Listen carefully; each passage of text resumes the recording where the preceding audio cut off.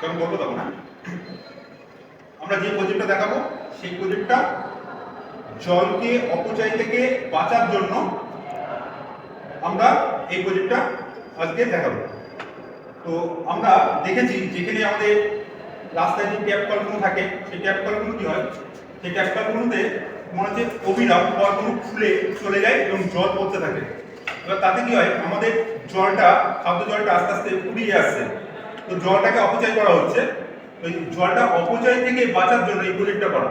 তার কারণ কি, এই প্রজেক্টটা যদি করা হয় তাহলে সেই ক্ষেত্রে আমাদের কল কারোকে বন্ধ করতে হবে না।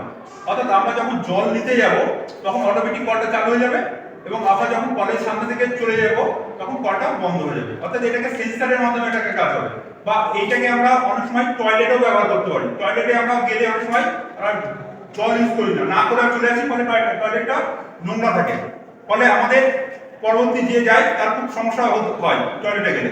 তো সেই ক্ষেত্রে আমরা টয়লেটে ইউজ করলে পরে যে টয়লেটে যাবে তখনই কলটা চালু হয়ে যাবে, অর্থাৎ টয়লেটটা পরিষ্কার হয়ে যাবে, কলটা বেরিয়ে গেলে আবার তোমার পাম্পটা বন্ধ হয়ে যাবে। যেহেতু এর সাথে একটা ছোট একটা ডিসি পাম্প লাগানো আছে, আমরা চাইলে একটা এসি পাম্পও লাগাতে পারি। তো আমরা দেখাচ্ছি সামনে হাত নিয়ে গেলে কিভাবে আমাদের কলটা চালু হয়ে যাচ্ছে।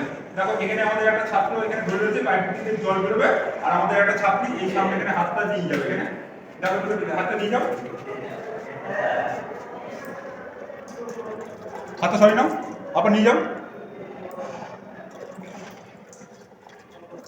অর্থাৎ দেখো জল পড়ছে, আমি হাতটা সরিয়ে নিলাম আবার। অর্থাৎ আমরা এই সেন্সরের সামনে যখনই কোনো একটা পাত্র জাতীয় জিনিস কিছু নিয়ে আসবো তখনই আমাদের জল পড়বে। অর্থাৎ আমরা যদি কোনো একটা পাত্র জাতীয় জিনিস যদি এখানে যদি নিয়ে যাই,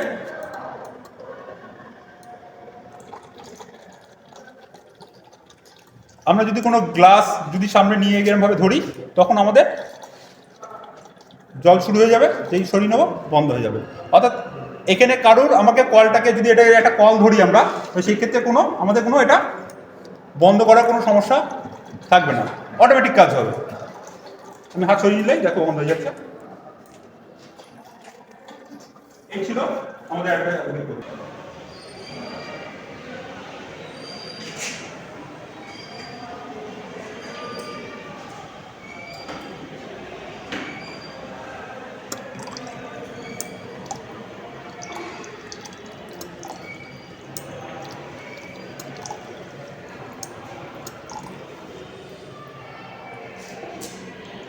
আবার আমরা হাত দিয়ে দেখি।